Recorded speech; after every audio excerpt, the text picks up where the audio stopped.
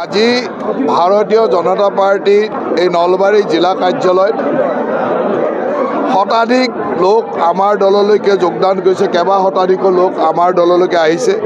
বীৰ লাচিত সেনা, কংগ্ৰেছ দল বা অন্যান্য বিভিন্ন সংগঠনৰ পৰা কেইবা শতাধিক লোক আমাৰ দললৈ আহিছে। আমি সকলোকে স্বাগতম জনাইছোঁ আৰু আশা ৰাখিছোঁ তেখেতসকলৰ যোগদানে আমাৰ দলটোক শক্তিশালী কৰিব।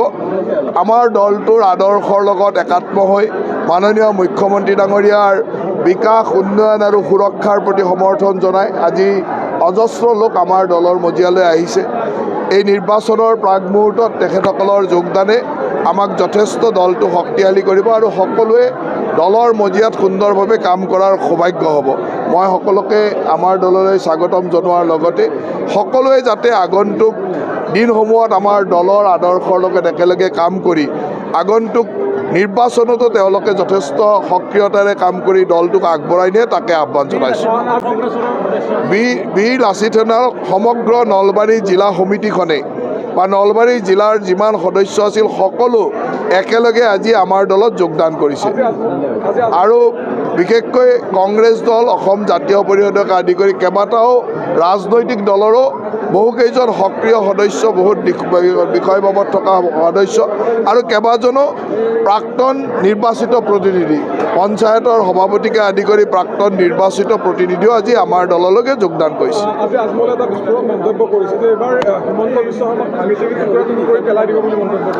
এইটো আজমলৰ আজিৰ মন্তব্য নহয়। আজমল বুলি আমি যাক কওঁ, আজমল এটা প্ৰতীক, এইটো মোগলৰ প্ৰতীক আৰু এই মোগলসকলে, আগ্ৰাসীসকলে এনেকৈ আমাক ভাঙি চিঙি টুকুৰা কৰিবৰ কাৰণে চেষ্টা কৰি আছে। কিন্তু অসমীয়া ৰাইজ, অসমৰ খিলঞ্জীয়া ৰাইজ যিমানে শক্তিশালী যে তেওঁলোকৰ সেই আশা আমি পূৰণ হ'ব নিদিওঁ। অমিত শ্বাহে প্ৰচাৰ চলাব আহিব নলবাৰীলৈ।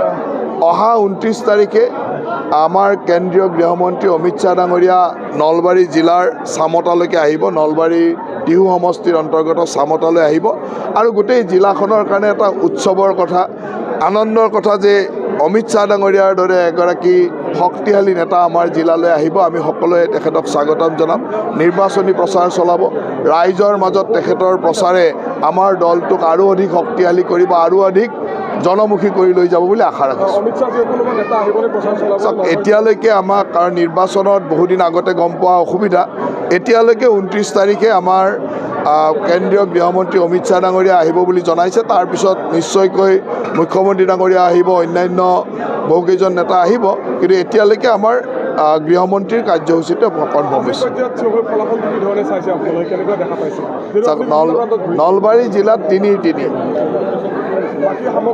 সামগ্ৰিকভাৱে অসমত যোৱা বছৰ আমি যিমান আছিলোঁ NDA তাতকৈ বেছিলৈ আহিব আৰু অভূতপূৰ্ব ফলাফল হ'ব বুলি আমাৰ বিশ্বাস আছে।